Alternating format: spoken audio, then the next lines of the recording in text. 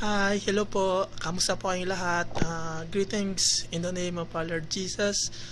At nagpapasalamat po ako at nagalak po kayong makilala sa kasayang inyong inihanda para sa aking mahal, para sa kanyang bridal shower at sa inyong pagsuporta at para sa aming nalalapit na pag-isang dibdib. At so much bless po talaga kasi kayo po ang naging pamilya ng aking mahal sa kanyang pananatili dyan sa Canada. Tunay po na kung gaano po na siya ay naging napamahal sa inyo. Kaya po sa pag-alaga niyo po sa kanya, salamat po talaga. Naging blessing po kayo sa buhay ng aking mahal. At sa mga hindi po pala nakilala sa akin, ako nga po pala si Christian Paul Antipas, ang kanyang maging groom, ang mapalad na, na lalaki. Talaga po, kasi nagpasalamat po ako sa Panginoon kung paano niyo po kami pinagtagpo. Sa mga hindi po nakakaalam, naging classmate ko po siya ng high school at doon po kami unang nagkatagpo sa lugar nila sa Manawag, Pangasinan. Kahit po nung una naging classmate ko po siya, hindi ko po siya feel nun kahit maganda siya kasi talaga pong ang taray-tara niya at mapamintas siya. Kaya po medyo ilagsakan tsaka mabigat yung kamay niya, yung mahilig po siya manuntok. at ganoon po nakilala ko po siya noon. After po nag-graduate ng high school, 12 years po kaming walang pag-usap, walang pagkikita. At sa isang pangyayari, while working here in Jeddah, Saudi Arabia, na muli po kaming pagtatagpuin ng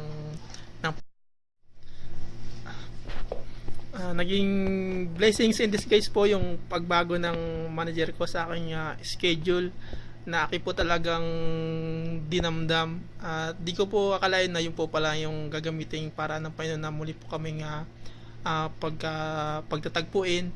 At yun nga po sa naging habang nag-usap po kami, chat lang po nung una, counting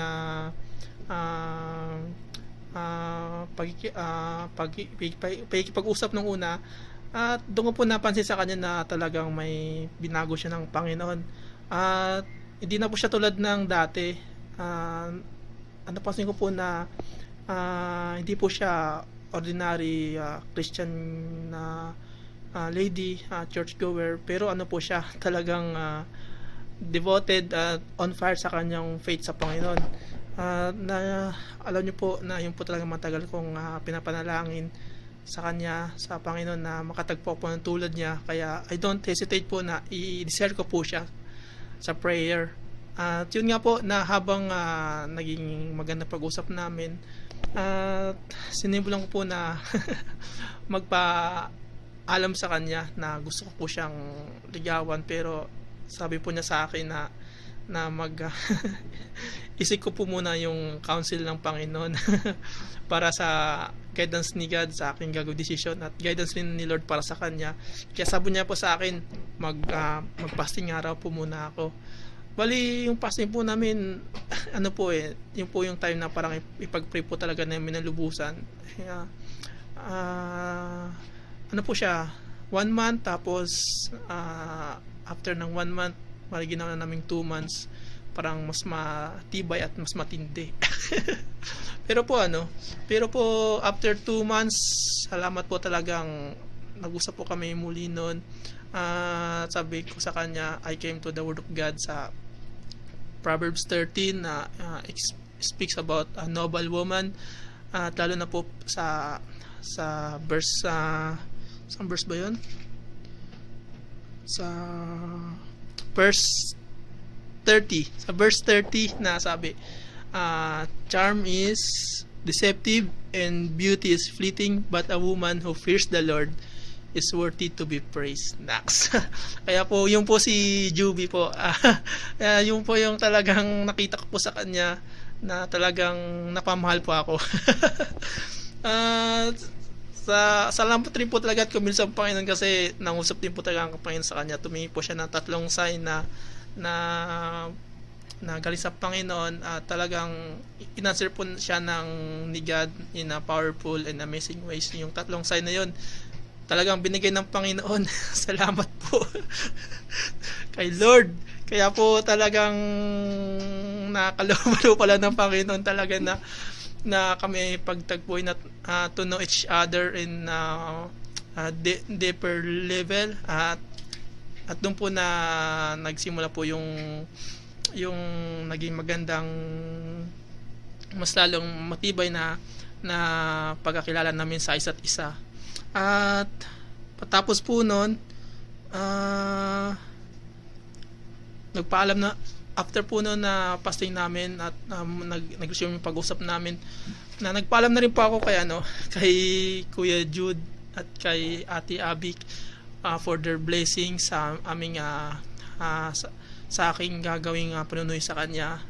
At yun nga po, salamat po sa suporta nila na sila po ay pumabor sa akin na suyuin ko po si Juby.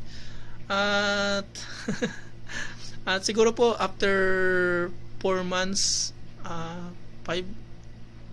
August November kasi nagsimula po ako mangligaw sa kanya, mga August po yun.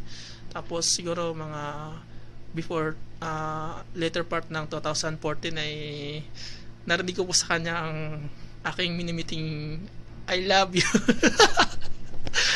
Hindi ko po makalimutan yung feelings na yun. At after po ng 6 months naman ay sinagot niya naman po ako personally nung nagbakasyon kami. Kaya po 2 times po yung yung pagsagot niya sa akin, kaya 2 times din po yung aming mansari.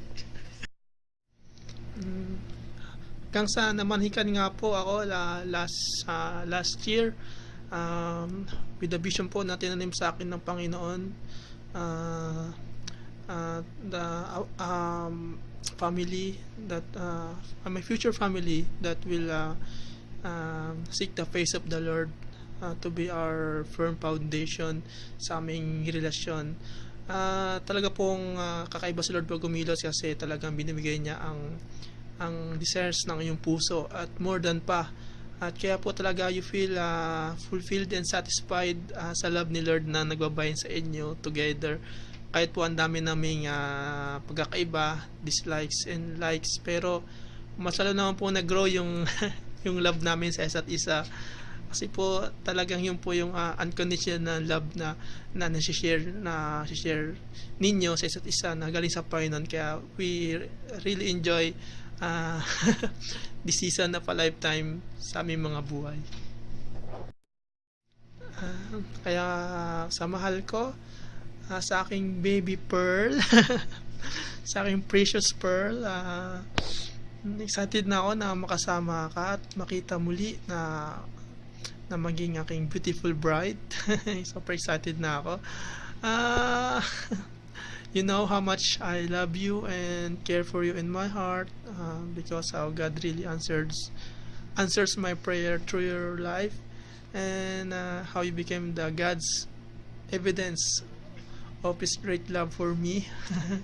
I'm here lang for you always, lalo na sa mga darating na panahon, because you know how God loves you first, and I'm here to keep you and protect you in the love of God in your life.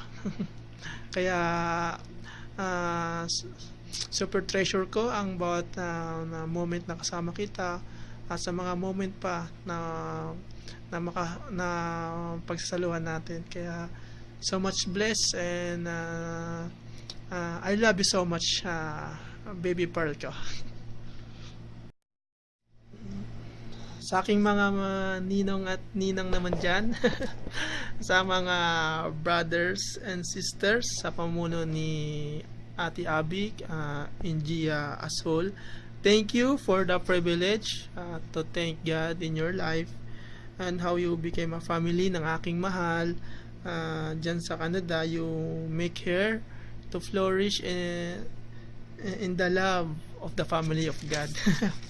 Kaya po maraming salamat sa prayers and support po ninyo sa amin. Excited na po ako na makilala kayo personally by God's will. Asahan po ninyo na alagaan ko at mamahalin na ang inyong minamahal na ading sa lahat ng season ng buhay, kasi kasama po namin ng Panginoon sa relasyon na ito. At we're so much blessed sa buhay po ninyo. Praying God will bless you more and more for sharing your life to us. Verse ko lang po sa 2 Corinthians 1 verse 2. This is our boast, our conscience testify that we have conducted ourselves in the world, and especially in relations with you in holiness and sincerity that are from God. Ayan. Kaya po, God bless you more abundantly. Enjoy the blessed moment tonight. Praise be to God. Praise be the highest to God. Sa buhay po ninyo, we love you. And thank you so much. God bless you more. And praying always for you po. Kaya po, maraming salamat. Di po mataos sa puso ko ang pasalamat sa inyo, sa inyong kabutihan niya po sa amin. Kaya salamat po. Thank you so much. Di ko po maubos ang thank you ko po sa inyo. Kaya po, God bless. Enjoy po.